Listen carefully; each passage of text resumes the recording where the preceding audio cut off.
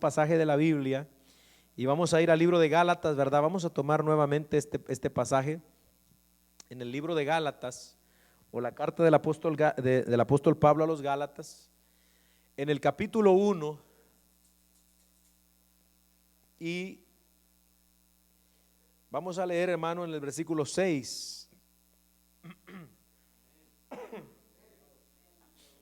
¿Lo tenemos? Dice la palabra de Dios y la vamos a leer honrando al Padre, al Hijo y al Espíritu Santo.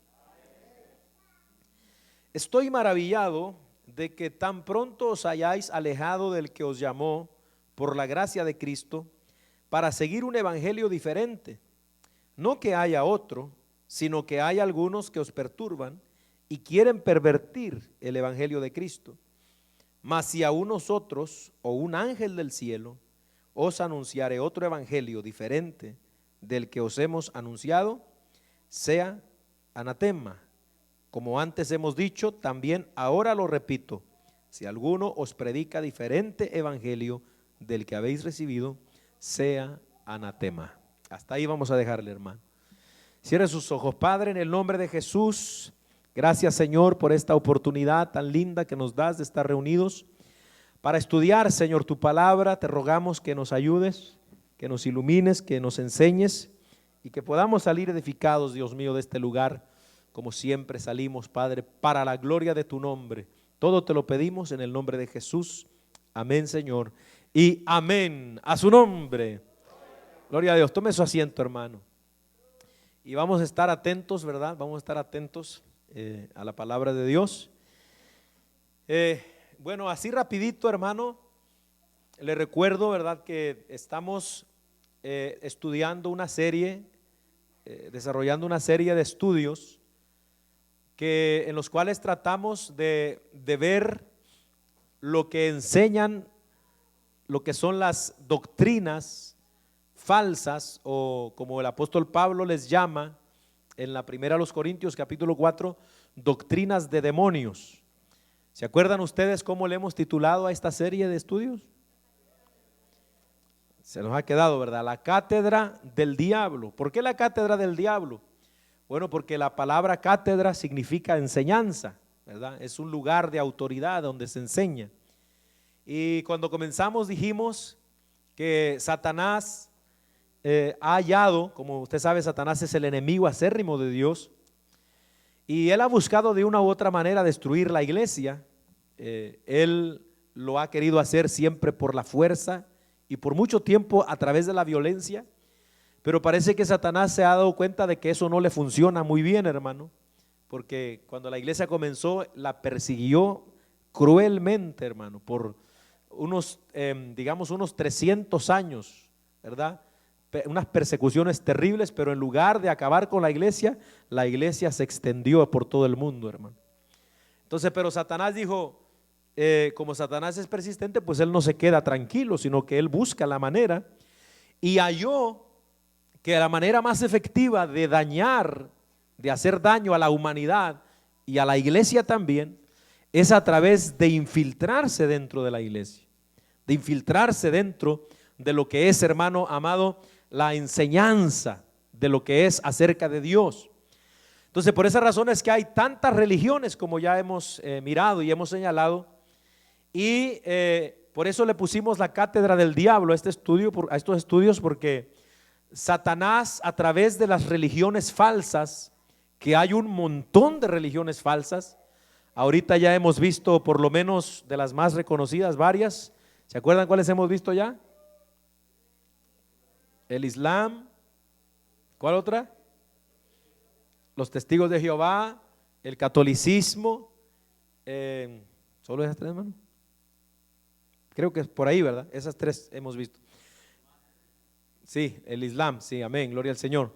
Bueno, hoy nosotros estamos estudiando la secta de los mormones, ¿verdad? ¿Qué es lo que enseñan los mormones? ¿Qué es lo que creen? O como ya vimos, ¿verdad?, el nombre oficial de la iglesia es la Iglesia de Jesucristo de los Santos de los Últimos Días. Ese es el nombre oficial de los mormones, Iglesia de Jesucristo de los Santos de los Últimos Días. Pero como vengo diciendo, Satanás ha encontrado, hermanos, de que la manera más efectiva de hacer daño a la humanidad es infiltrarse dentro de lo que son estas religiones. ¿Para qué? Para corromper el mensaje que supuestamente las religiones tienen acerca de Dios. Entonces, por esa razón, imagínese usted, los mormones tienen en todo el mundo aproximadamente unos 16, por ahí más o menos vimos 16 millones de personas. Ahora las religiones como la religión católica tienen más de 1.200 millones de creyentes en todo el mundo. Ahora, si uno se pone a pensar en esas cantidades de gente, hermano, si esa gente, ¿verdad? Que uno entiende, toda la gente, ¿verdad? Pues posiblemente la gente que esté en cualquier religión, haya muchos que sinceramente amen a Dios y que quieran salvarse y quieran buscar a Dios. Lamentablemente están en el lugar equivocado si no se les está predicando la Biblia. Pero ¿cuánta gente, hermano, entonces compone estas religiones y al escuchar esta enseñanza falsa, en lugar de recibir bendición, reciben maldición? Por eso es que yo he leído este pasaje, porque Pablo dice aquí que hay un solo evangelio, uno solo. No es que haya dos ni tres, dice Pablo, hay uno solo. Lo que pasa es que hay quienes han pervertido o han querido pervertir. Pervertir significa torcer, cambiar, distorsionar. Porque si usted presenta una verdad, pero le mete un poquito de mentira, ya no es una verdad completa. Entonces ya está dañado el asunto. Es como la leche que le venden a uno en la Walmart, hermano. Usted dice ahí que está tomando leche pura y entera, ¿verdad? ¿Qué, hermano? Si la mitad es agua. Amén. Así está las religiones hoy día. Entonces, vamos a seguir, hermano, con los mormones. Ya nosotros vimos quién fundó la iglesia de los mormones, ¿verdad? El señor Joseph Smith o José Smith. Ya vimos un poquito acerca de su biografía, quién fue él. Así rapidito se lo recuerdo. Los mormones están basados, ¿verdad?, en esta revelación que supuestamente José Smith recibió de parte del Padre y del Hijo, ¿verdad? Se le aparecieron, según él, en una visión y le dijeron que todas las religiones estaban equivocadas y que Dios iba a usar a José Smith para restaurar al cristianismo verdadero. Entonces lo iba a usar a él como un profeta para empezar a predicar el evangelio verdadero. O sea, que según los mormones, la iglesia de Cristo, desde que comenzó, hermano, allá, amén, aproximadamente en el año 33, adelantito se corrompió y por más de 2000 años, amén, o por cerca de 2000 años, ha estado equivocada la iglesia de Jesucristo. No fue sino hasta el año 1800, ¿verdad?, que entonces se le aparece Dios a este hombre para restaurar las cosas, amén, en esta visión. Ahora, ¿qué dice Pablo aquí? Si alguien viene con otro evangelio, ¿qué dice? Sea maldito. Esto es lo que significa la palabra anatema, maldito, caiga bajo maldición. Entonces Pablo es claro y dice, si aún nosotros los apóstoles que les hemos hablado la palabra, después llegamos con otra revelación, con otra palabra, aún nosotros seamos malditos si hacemos esto. Es más, si un ángel del cielo viene y se te aparece en sueños o se te aparece aquí y te dice en una visión, yo soy el ángel tal y vengo con mensaje de parte de Dios, pero ese mensaje es otro mensaje diferente a la Biblia, no le hagas caso, amén, para que no caigas en maldición, es lo que está diciendo el apóstol Pablo.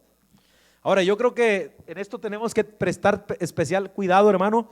Hoy más día, ¿verdad?, que estamos viendo una serie de nuevas revelaciones y movimientos apostólicos y proféticos, con tanta gente que está diciendo que Dios me dijo, que Dios me habló, que Dios esto y Dios no ha dicho nada, hermano. Y están cambiando las cosas y presentándole a la gente un evangelio diferente. Entonces, ¿por qué digo esto? Porque a José Smith entonces eso es exactamente lo que le sucedió. Se le apareció esta visión y le dio otro evangelio. Amén. Entonces ya vimos, ¿verdad? Eso, solamente para que usted lo recuerde. Donde nos quedamos y donde voy a continuar es, hermano, donde ya José Smith, vemos que tradujo, ¿verdad?, las planchas de oro que supuestamente estaban escondidas y el ángel le reveló dónde y cómo. Y estuvimos mirando acerca de lo que fue la poligamia de este varón, amén, de este supuesto profeta de Dios. Y ahí fue donde nos detuvimos, hermano, prácticamente en la poligamia de José Smith y cómo él, con revelaciones de Dios, según él, les decía, ¿verdad?, a sus adeptos, a sus fieles, a sus líderes, a su propia esposa, que Dios le mandaba, ¿verdad?, tener más mujeres. Y por eso es que se casó con 40, ya vimos. Oiga eso, 40 mujeres tuvo este hombre. Y desde niñas de 14 años, hermano. Para que usted vea una idea entonces de la clase de líder o de profeta que era este hombre. Amén. Entonces, todo esto, hermano, esta práctica, vamos a continuar, ¿verdad?, con nuestro estudio. Esta práctica de la poligamia, ¿verdad?, el tener muchas mujeres, representó la caída de Smith, porque a él lo apresaron, hermano, en una cárcel, precisamente por causa de que algunos disturbios que había hecho él, como era muy influyente. Los mormones siempre desde que comenzaron aquí en los Estados Unidos han sido muy influyentes. Incluso José Smith, la historia dice, y esto yo lo saqué de los libros de historia de ellos, no de otra fuente de la iglesia de ellos. Él estuvo postulado para la presidencia de Estados Unidos, hermano. Él fue alcalde de una ciudad en el estado de Illinois. Amén. La iglesia, en el principio, la iglesia mormona tenía un banco propio en una ciudad de Illinois. Y entonces por algunos escándalos y fraudes, pero mayormente por causa de la poligamia, de la revuelta que causó esto, entonces a él lo llevaron a una corte y lo metieron preso. Amén, mientras lo juzgaban. Y mientras él estaba esperando por el juicio, el 27 de junio de 1844, a los 39 años de edad, en la ciudad de Carthage, Illinois, amén, él fue, hermano, asesinado sangrientamente por una turba enardecida, amén, que asaltó la cárcel donde él se encontraba refugiado y fue asesinado junto con su hermano a los 39 años. O sea que fue una vida corta la que tuvo este hombre. Imagínense, 39 años.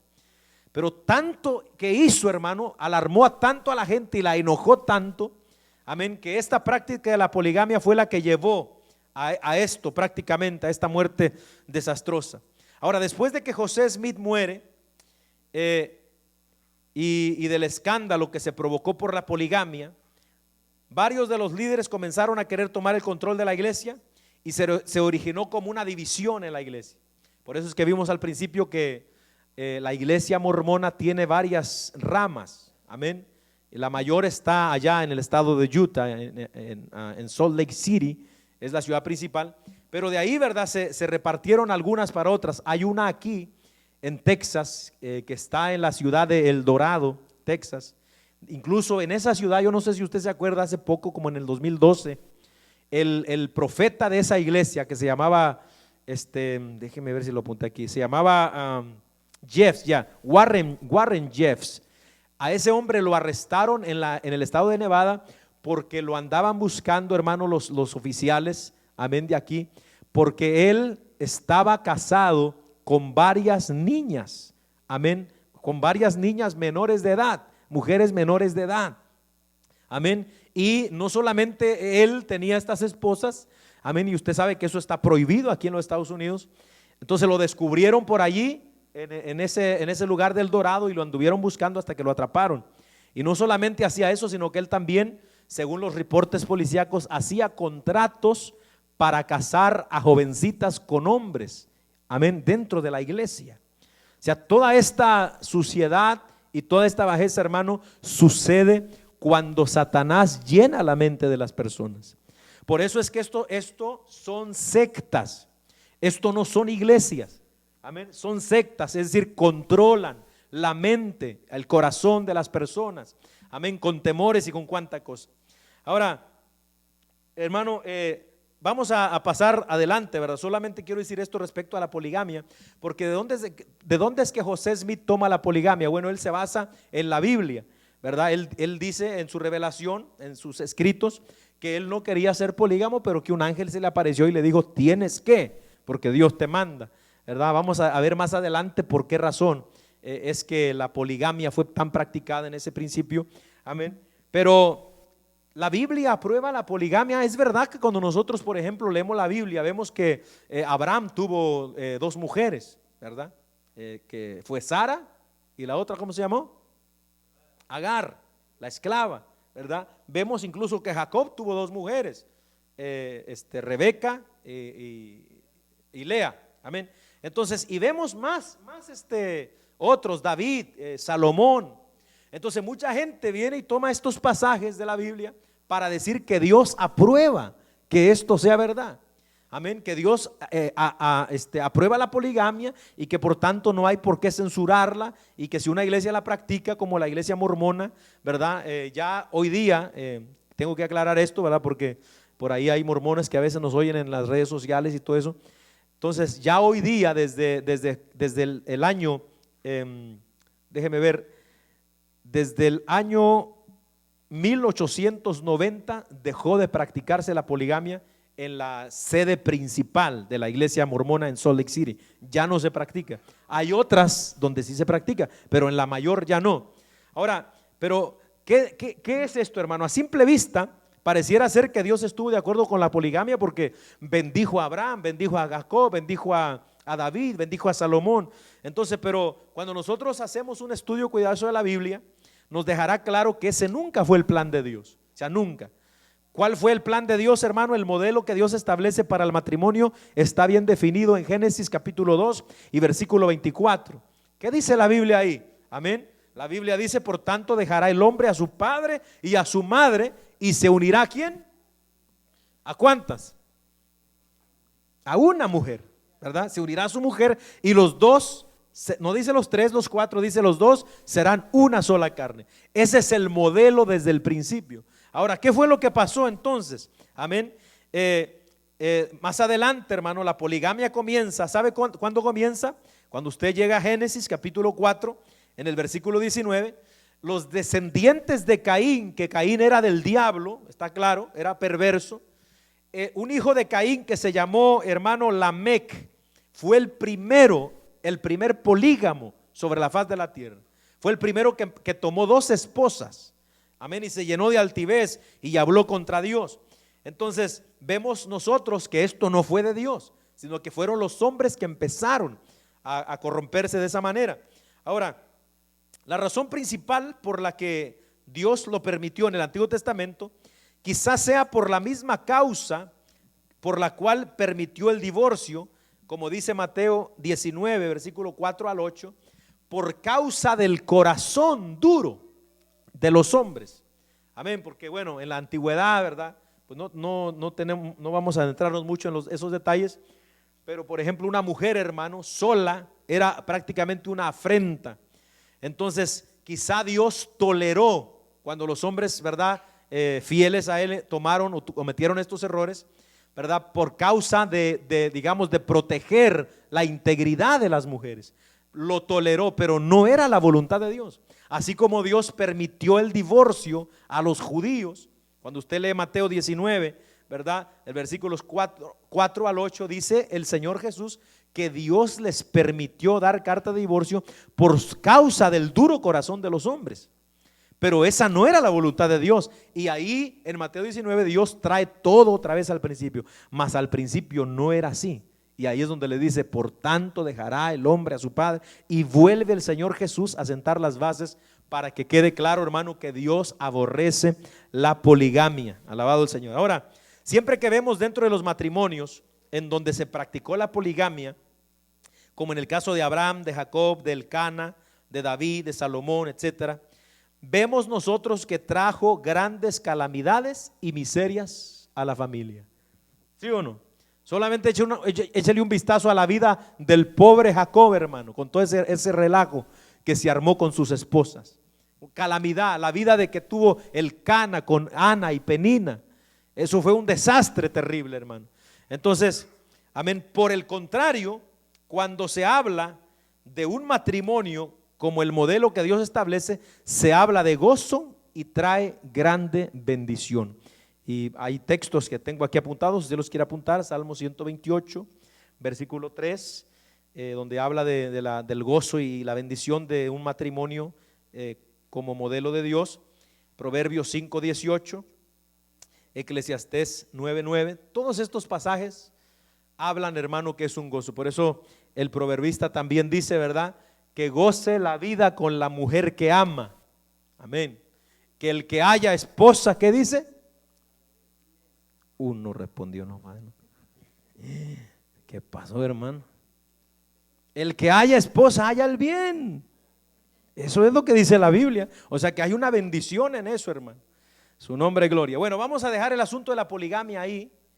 Amén. Y ahora vamos a entrar, hermano, a lo que es el libro del Mormón, porque cuando vimos, ¿verdad?, las fuentes de autoridad de la iglesia de Jesucristo de los altos de los últimos días, ellos tienen como autoridad principal por lo menos 4 libros. El libro del Mormón, ¿se acuerdan? Un libro que se llama Doctrina y Convenios, y otro se llama La Perla de Gran Precio, y por último la Biblia. De estos 4 libros, el menos confiable es la Biblia. Vamos a ver por qué razón los mormones tienen en tan poca estima la Biblia. Entonces, pero vamos a ver acerca del libro del Mormón. El libro del Mormón, que ya usted se recuerda, fue traducido de las planchas de oro que estaban enterradas en el cerro de Cumorah en Nueva York, que supuestamente recibió José Smith. Fue publicado después de que José Smith lo tradujo, según él, por primera vez fue publicado en el idioma inglés en el año 1830. A la fecha se han traducido y publicado en 100 idiomas diferentes, incluyendo dialectos como maya, xochitl, cachiquel y otros aquí que no puedo mencionar, guaraní, catalán. En muchas lenguas se ha publicado el libro del Mormón. Ahora, como el tiempo, ¿verdad?, pues avanza, hermano, y no podemos entrar en todos los detalles. Yo tengo ese libro, yo lo he leído, ¿verdad? Usted lo puede conseguir, se lo regalan, ¿verdad?, si usted lo pide. Pero le voy a más o menos a relatar la historia en cortas palabras de lo que habla el libro del Mormón. O sea, ¿cuál es la historia que relata ese libro? Para que usted en su mente tenga lo que dice el libro de Mormón, amén, y qué es más o menos lo que predican los mormones. Entonces, mire, la historia del libro de Mormón comienza en el primer libro de Nefi, así se llama el primer libro, y comienza con una familia hebrea huyendo de Jerusalén alrededor del año 600 antes de Cristo, para que se vaya ubicando. El padre de esta familia era un hombre que se llamaba Lehi, y su hijo menor se llamaba Nefi. Él escribe en el libro primero de Nefi, capítulo 17 y versículo 8, escribe: el Señor me habló diciendo, construirás un barco según la manera que yo te mostraré, para que yo lleve a tu pueblo a través de estas aguas. Cuando el barco fue terminado, Nefi dice: nos hicimos a la mar y fuimos impelidos por el viento hacia la tierra prometida. Las notas que el libro de Mormón tiene sugieren que esta familia hebrea arribó en las Américas, aquí al continente americano, en el año 589 antes de Cristo, aproximadamente. Debido a que esta estrecha porción de tierra es a menudo descrita en el libro de Mormón, la mayoría de los estudiosos de la iglesia mormona han señalado a Centroamérica como el lugar donde la familia de Lehi arribó al Nuevo Mundo. Amén. Para que usted me vaya, para no dejarlo nada más así. O sea, está el libro de Mormón contando la historia, según Dios revelando esta historia, ¿verdad?, a José Smith, que entonces una familia hebrea salió de allá, de Jerusalén, cientos de años antes de Cristo, y zarpó, amén, para una tierra prometida que Dios les iba a dar, la cual, según el libro de Mormón, era esta tierra. o sea, las Américas, todo el continente americano. Esa gente vino para acá y llegaron, según, ¿verdad?, una estrecha franja de tierra, y los estudiosos de la iglesia mormona dicen que es muy probablemente en Centroamérica, lo que es, usted sabe, Centroamérica, ¿verdad? Amén. Ahora, fíjese bien, porque vamos adelante a analizar esto con detalle, ¿verdad?, para refutar todo esto, hermano. Ahora, en el segundo libro de Nefi, en el capítulo 8, se refiere a las Américas como un lugar inhabitado para el momento de la llegada de la familia de Lehi. Lehi se escribe L-E-H-I. Cuando dice: es prudente que esta tierra no llegue todavía al conocimiento de otras naciones, dijo Lehi. Luego de su llegada a las Américas ocurrió una división entre Nefi y su hermano mayor, que se llamaba Lamán. De esta división surgieron dos naciones. Los que siguieron a Nefi fueron llamados nefitas. Amén. En el libro segundo de Nefi, capítulo 5, versículo 20, describe a los nefitas como blancos, bellos y deleitosos. El libro de Mormón enseña que los nefitas fueron un pueblo sofisticado que se convirtió en una gran civilización. Esos fueron los nefitas, ¿verdad? Amén. El libro de Elamán, que es otro libro dentro del libro de Mormón, capítulo 3, versículo 8, describe cómo los nefitas poblaron América, llenaron América. Cuando dice que empezaron a cubrir toda la superficie desde el mar del sur hasta el mar del norte, amén, toda la tierra la llenaron. En el libro, en Mormón 1:7, dice que los nefitas, toda la tierra había quedado cubierta de edificios y los habitantes eran tan numerosos como las arenas del mar. La otra nación surgió de los que siguieron al rebelde Lamán, que era hermano, ¿verdad?, de Nefi, y ellos se llamaron lamanitas. Ahora, los nefitas eran blancos, bellos y deleitosos.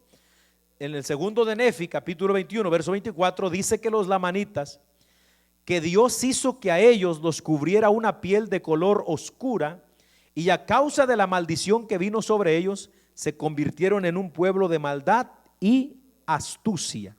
Amén. O sea, vemos entonces, ¿verdad?, cómo esa familia hebrea llega, se expande, se hacen dos grandes naciones. Amén. A unos, ¿verdad?, Dios los prospera económicamente, digamos, en todas las áreas, ¿verdad?, y se construyen un grande imperio. Los otros eran más rústicos. Unos, ¿verdad?, eran, digamos, los que mencionan como blancos, como hermosos, y los otros eran, hermano, gentes rústicas de piel oscura. Y esta gente, hermano, amén, era un pueblo que fue lleno de maldad y lleno de astucia. El libro de Mormón describe a los lamanitas como un pueblo más numeroso que los nefitas, pero más primitivo. En el tercer libro de Nefi, capítulo 11, describe el evento más importante del libro de Mormón. Oiga esto. ¿Cuándo fue ese momento?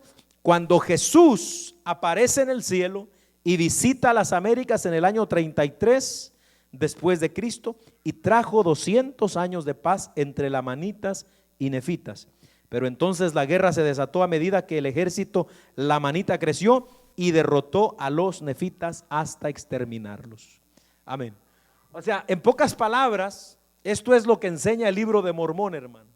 Amén. El libro de Mormón prácticamente dice que aquí los ancestros de las Américas son israelitas. Los indios americanos son israelitas, y ellos lo afirman en el libro claramente, ¿verdad? Y dicen que construyeron estos imperios poderosos y que hubo estas divisiones. Y la afirmación más contundente del libro de Mormón, que cuando usted lee el título del libro de Mormón, abajo dice otro testamento de Jesucristo, porque según ellos la Biblia no está completa, hermano. El libro de Mormón es lo que completa el evangelio. ¿Por qué dice esto? Porque dice que aquí en América vino Jesucristo después de que resucitó.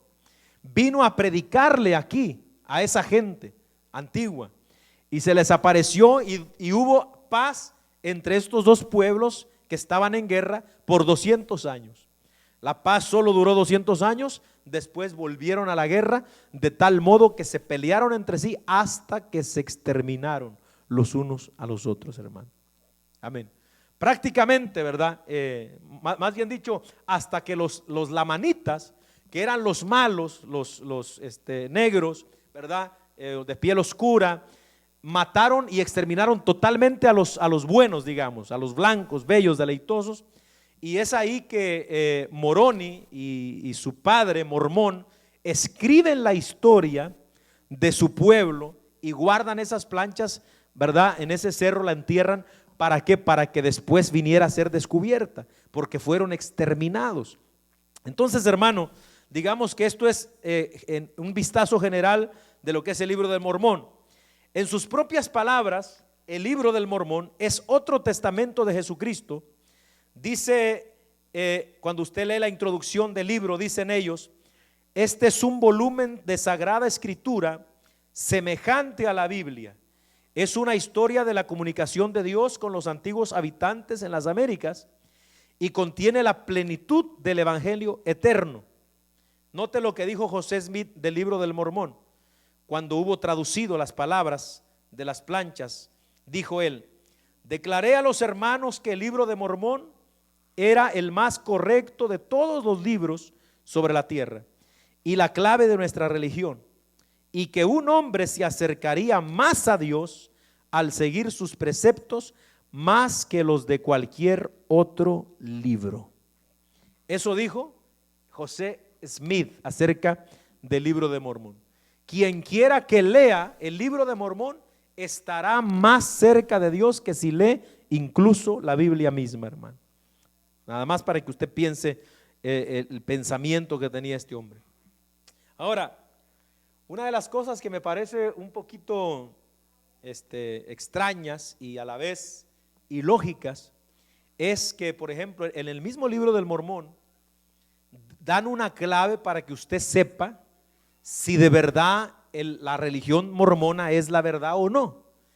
Y en el mismo libro dice, en el libro de Moroni, capítulo 10, versículos 3 al 5, dice: insta a los lectores el libro a que mediten en su corazón el mensaje que contiene y que luego pregunten a Dios el Padre eterno en el nombre de Cristo si el libro es verdadero o no. Quienes así lo hagan y pidan con fe lograrán un testimonio de la veracidad y la divinidad del libro de Mormón por el poder del Espíritu Santo. Amén. Esa, según la religión mormona, es la, digamos, identificación de que el mormonismo es real. Es decir, una persona dice: ok, ¿usted no cree? Mire, llévese el libro, léalo, léalo. Y usted, cuando lo lea, el Señor le va a confirmar, usted va a sentir algo, va a tener algo raro, algo, usted va a sentir algo. Entonces, y si cualquier cosa que sienta la gente, tiene que tomarla como que eso es verdad. Entonces, si dice, bueno, ¿y qué? ¿Leyó el libro? No, pues no sentí nada, le puede decir a alguien. No, pues léalo de verdad. No, pues no sentí nada. ¿Seguro que lo leyó de corazón? Amén. Entonces, ya si la gente siente, no sé, que se emociona cuando lo lee o que le parece muy interesante o algo, ya entonces dice: oh, ese es el Espíritu Santo que le está confirmando a usted que esta es la verdad. Y mucha de la gente que cree en el mormonismo se adhiere a esa religión por causa de estas cosas, hermano. No se le olvida a usted que nosotros, por ejemplo, los seres humanos somos seres, hermano, emocionales. Tenemos emociones, tenemos sentimientos. Y sabe, amén, muchas veces las emociones y los sentimientos son fáciles de manipular, hermano. Amén. Entonces, si nosotros, por ejemplo, creemos en la Biblia, ¿por qué creemos en la Biblia? ¿Solo porque sentimos bonito, porque sentimos algo especial? No, nada más por eso. Es verdad que en el cristianismo, hermano, el Espíritu Santo se deja sentir, pero no nada más por eso creemos en la Biblia, sino porque la Biblia está comprobada su veracidad. ¿Por qué digo esto? Bueno, porque cuando nosotros, hermanos, nos adentramos a examinar el libro de Mormón, hay mucha gente, ¿verdad? Uno no se burla en este sentido porque pues uno sabe que hay gente ahí que verdaderamente cree esas doctrinas, están practicando esas doctrinas con todo su corazón y que eso es lo que es la fe de ellos. Pero de verdad, hermano, el contenido y la historia que relata a muchos eruditos, estudiosos y gentes incluso que no son religiosos, les causa risa y les causa admiración. ¿Por qué razón? Por las locuras y las ideas. Y tienen a José Smith como un hombre muy ideoso, hermano. O sea que se inventó prácticamente una historia terrible, amén, y que ha engañado a millones de personas. ¿Por qué? Todo se ha llegado a la conclusión, hermano, de que el libro del Mormón es una farsa. Vamos a ver algunas cositas para que usted vea, ¿verdad? ¿Por qué razón es que está comprobado que el libro del Mormón, amén, es una mentira, hermano? Hay muchas evidencias que indican claramente que el libro del Mormón es una farsa, es un cuento inventado por José Smith. Aún la comunidad científica, histórica y arqueológica se muestra escéptica, es decir, incrédula acerca de su autenticidad. Dijo uno de sus profetas, que se llamó, un profeta mormón que se llamó Joseph Fielding Smith, que era sobrino de José Smith. Él dijo: si el libro del Mormón es un fraude, todo el fundamento de los mormones se viene abajo. Amén. Porque el mormonismo, dijo él, debe sostenerse o caer sobre la historia de José Smith. Él fue un profeta llamado, debidamente nombrado y asignado por Dios, o fue uno de los mayores fraudes que este mundo ha conocido. No hay término medio, dijo este apóstol mormón. Si José fue un embaucador que intencionalmente trató de confundir a la gente, debe ser desenmascarado. Sus declaraciones deben ser refutadas y debe mostrarse que sus doctrinas son falsas, dijo un apóstol mormón. Ahora, ¿cómo se quedará, amén, estos apóstoles y esta gente mormona cuando empiezan a descubrir, hermano, todas las mentiras que se inventó José Smith? Por ejemplo, vamos a ver algunas evidencias a continuación, hermano, de por qué el libro del Mormón es una farsa y es una mentira y es un invento. Lo primero que vamos a ver es que el contenido del libro, lo que habla el libro, parece que fue tomado en gran parte de un manuscrito no publicado de una novela escrita en el siglo XIX por un hombre que se llamó Salomón Spaulding. Amén. Este hombre explicaba en esa novela el origen israelita de los indios americanos. Después de la muerte de este hombre, el manuscrito había caído en manos de un amigo de José Smith.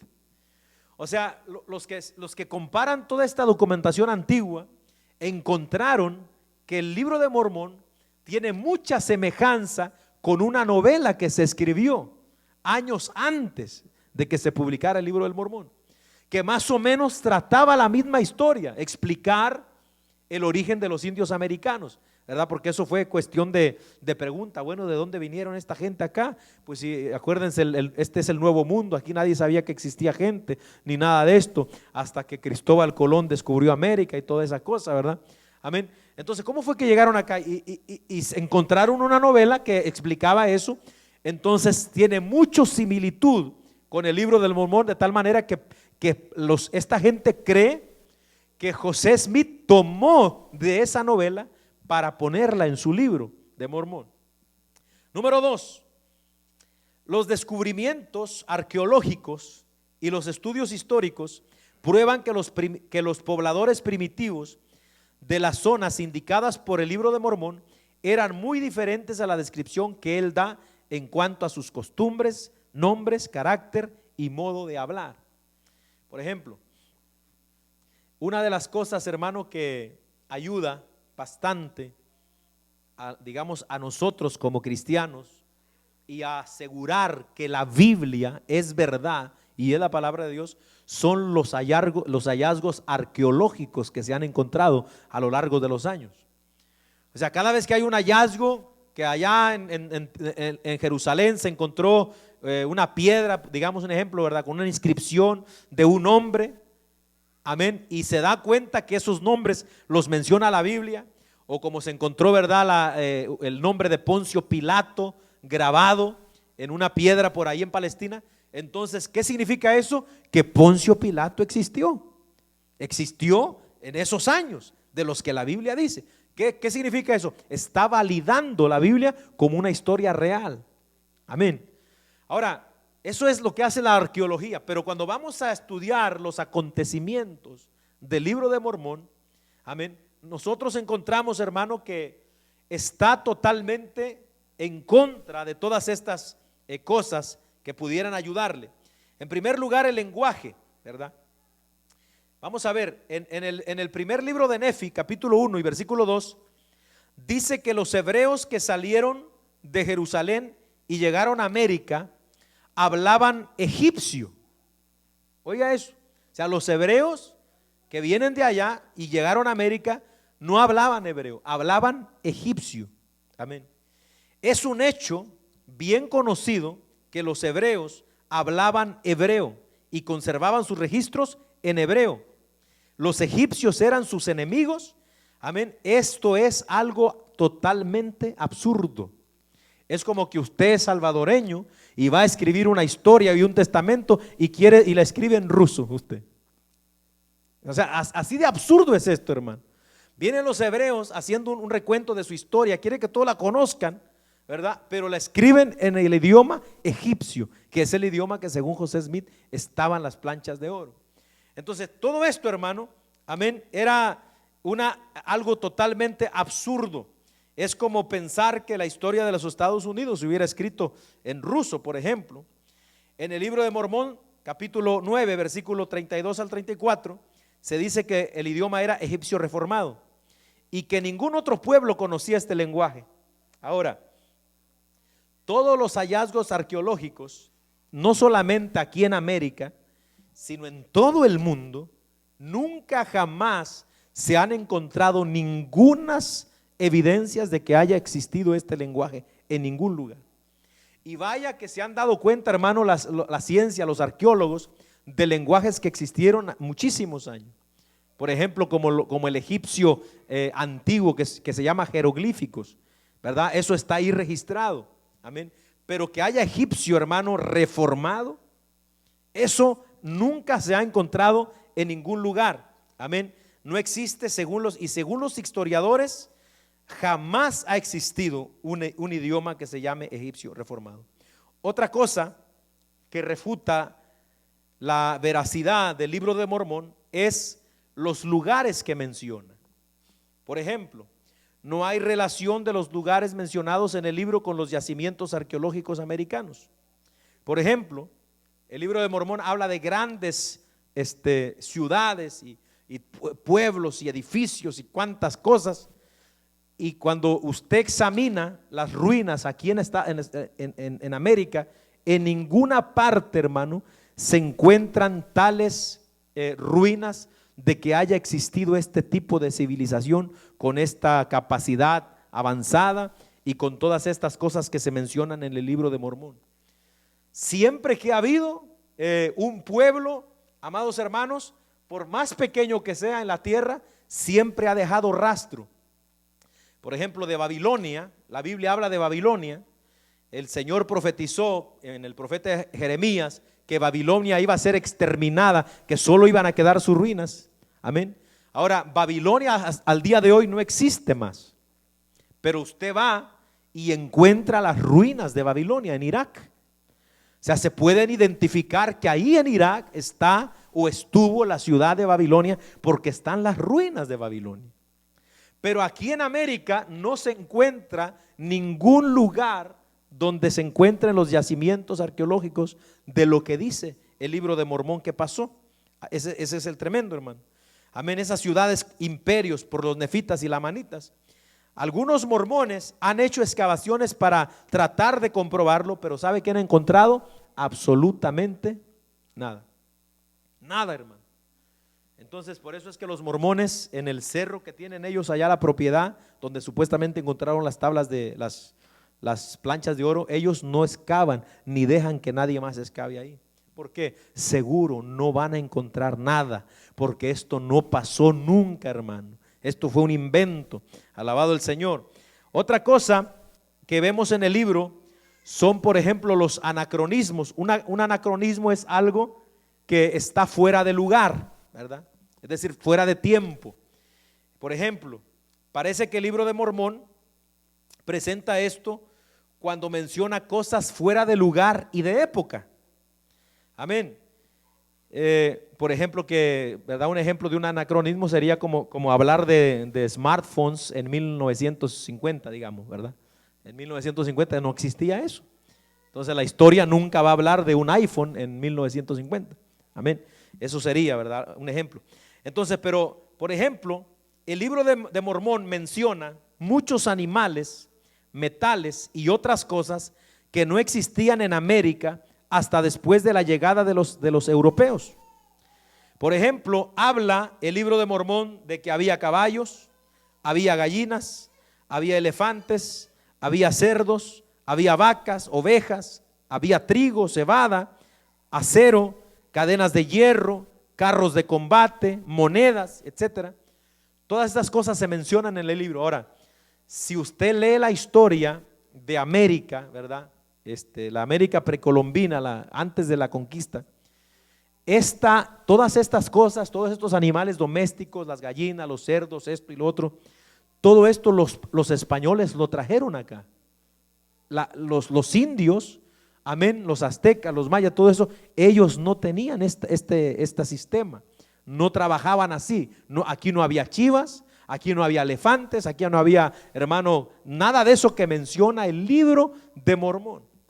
Entonces, históricamente también está fuera de lugar, y es otra de las cosas que golpea al libro de Mormón, amén, en cuanto a su veracidad.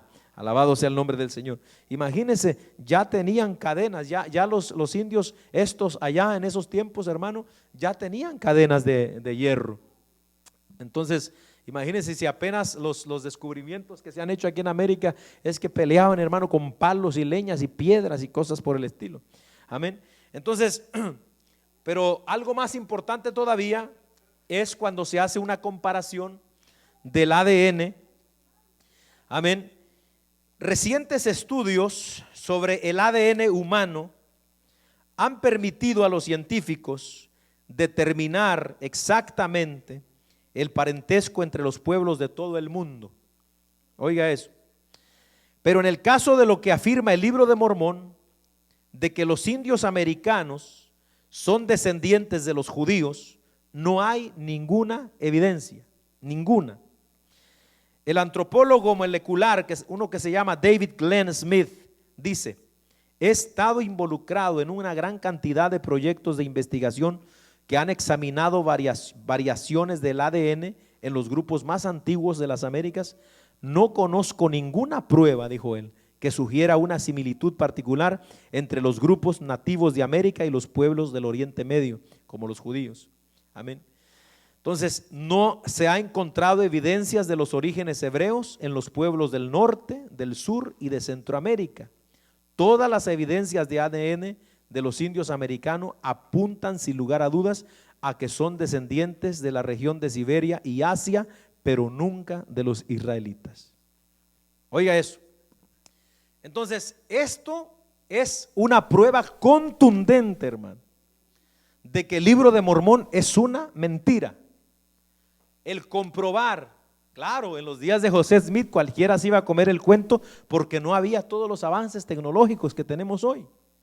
Pero hoy a usted le checan el ADN y pueden examinar hasta dónde, hermano, hasta atrás, su descendencia.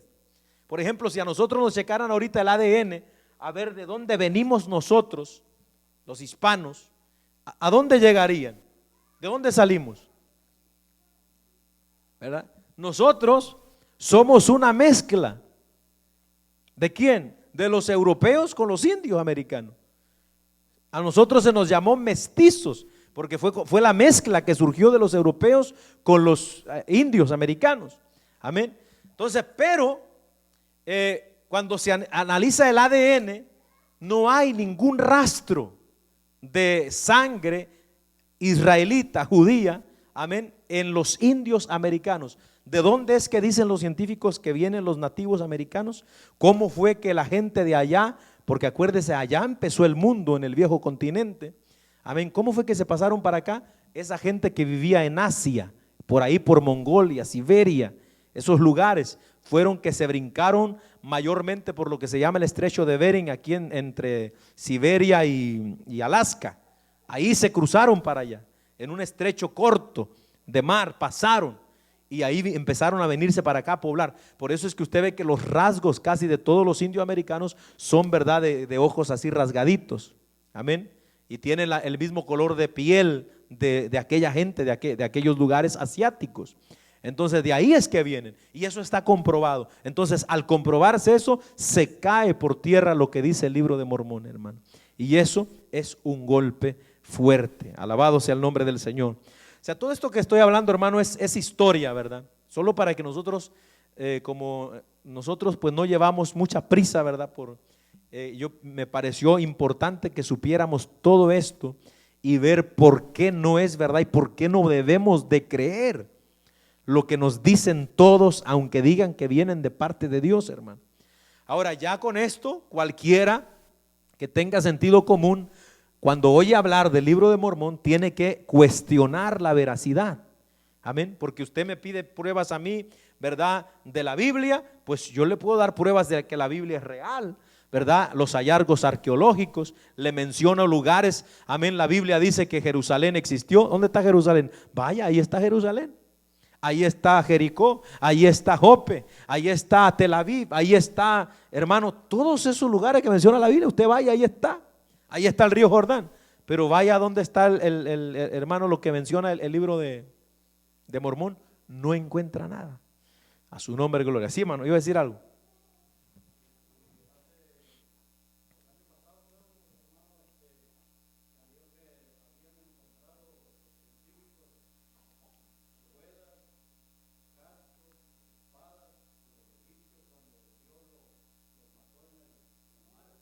Imagínese usted.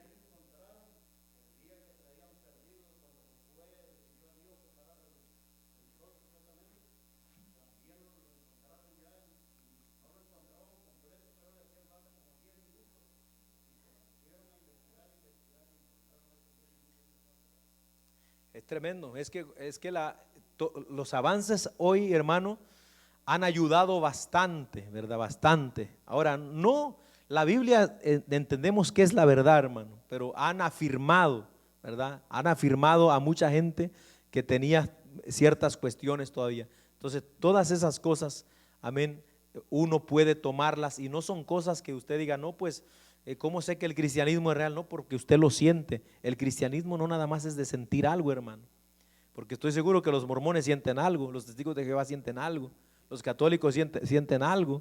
El otro día estaba viendo un curita que se ha hecho una cumbia ahí, hermano, y todos los católicos también, bien avivados estaban ahí los hombres. Entonces sienten algo de repente también, pero aquí no es de sentir, aquí es, hermano, de tener una prueba. Y nosotros tenemos prueba no solamente en lo espiritual, sino también en lo terrenal, de que la Biblia es la verdad. Sí, iba a comentar usted, hermano.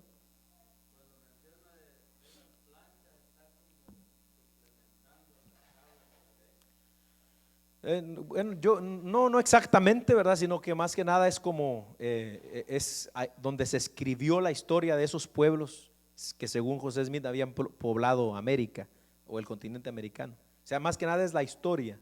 No es que fue mandamientos de Dios, ¿verdad? Así como las tablas de la ley, sino que es una historia del pueblo de Mormón.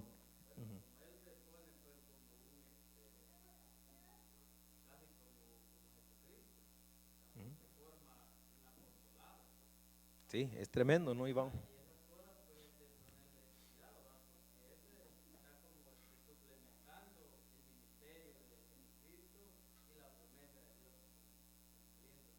Amén.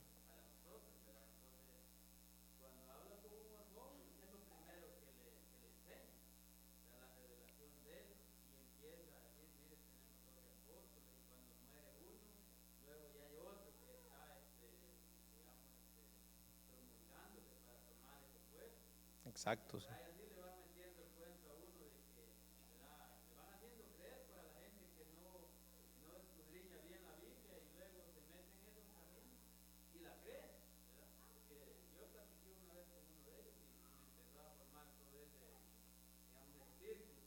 Exacto. Por ejemplo, vamos nosotros a ver en estos estudios, hermano, cosas que por ejemplo los mormones nunca le van a predicar a uno, ¿verdad? Así, abiertamente. O sea, hay muchas doctrinas que están escondidas, que no se predican así abiertamente, pero que están ahí dentro de la iglesia. O sea, los líderes las saben, amén, las practican, pero a mucha gente, como por ejemplo hablar de, digamos, matrimonios celestiales, es algo que es bien difícil que se oiga, pero vamos a ver cómo esta doctrina trae todas estas cosas, hermano. Que los hombres todos somos dioses, eso no se lo dicen a alguien así en la calle, no, eso es algo ya más profundo, hermano. Pero bueno, son muchas cosas, hermano. Lamentablemente pues el tiempo se va rápido, ¿verdad?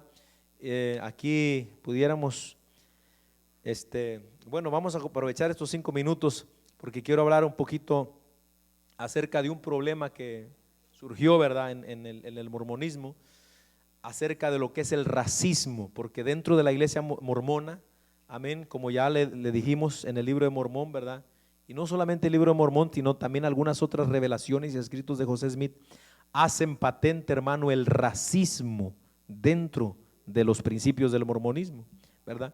Algo que ha sido causa de mucha controversia para la iglesia mormona es su postura en cuanto a la raza negra.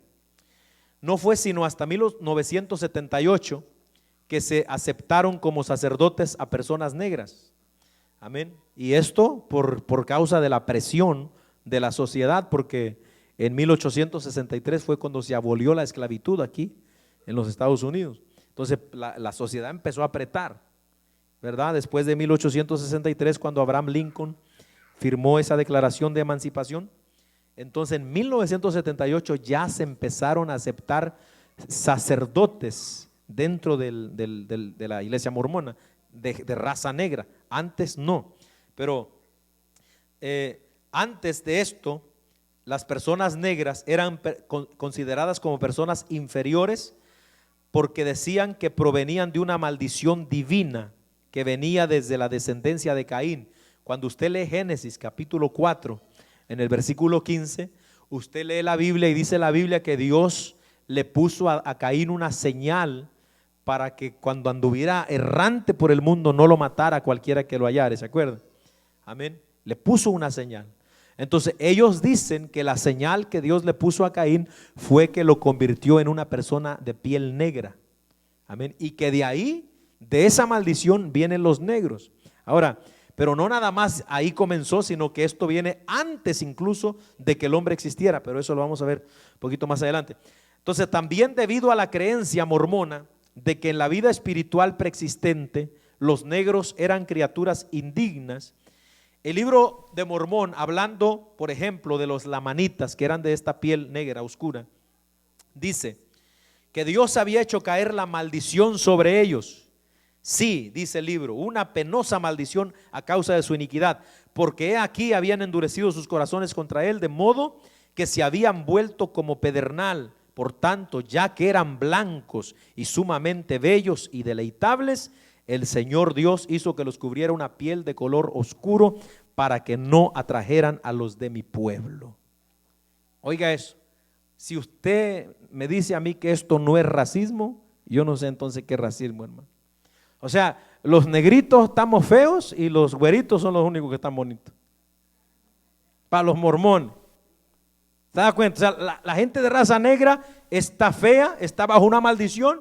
Amén. Solo los blancos son bellos y deleitables. Oiga lo que dice. Mire, cuando los lamanitas que habían recibido esta maldición se arrepentían de su pecado, ¿verdad?, y se volvían a Dios, note. Dice el libro de Nefi, tercero de Nefi 2:15 al 16, esto es pura literatura mormona la que le leo. Dice, les fue quitada su maldición y su piel se tornó blanca como la de los nefitas, y sus jóvenes varones y sus hijas llegaron a ser sumamente bellas. O sea, cuando los lamanitas se arrepentían, se les quitaba la piel negra y volvían a ser bellos y hermosos. ¿Qué le parece? Uno de los profetas mormones que se llamó John Taylor dijo acerca de los negros: en su diario de discursos, volumen 22, en la página 304, dijo este profeta: después del diluvio, la maldición de Caín continuó, porque era necesario que el diablo tuviera una representación en la tierra, así como la tiene Dios. O sea que los negros representan al diablo, según los mormones, para que usted vea, hermano. Amén. Otro de los apóstoles mormones, que se llamó Mark E. Peterson, declaró: si ese negro es fiel toda su vida, él puede y va a entrar al reino celestial. Irá allí como un siervo, pero sí recibirá gloria celestial. Esto lo dijo en la Universidad Brigham Young en 1954. Es una universidad mormona. O sea que si un negro se acepta a Cristo y es fiel, amén, sí puede entrar a la gloria, aunque va a ser servidor allá, siervo, pero sí va a entrar si se mantiene fiel. No como un blanco va a recibir, pero sí va a entrar. Ahora, todo este es racismo, hermano, racismo. Ahora, la iglesia mormona, por supuesto, hoy, ya que quitó este tipo de cosas, han cambiado su postura al hablar de esto, pero sin embargo, ahí están sus doctrinas todavía. Esto no lo han cambiado, está ahí, están en sus libros. Termino, hermano, esta parte diciendo: no encontramos que se enseñe semejante disparate en la Biblia. Por el contrario, ella nos afirma que el hacer acepción de personas es pecado.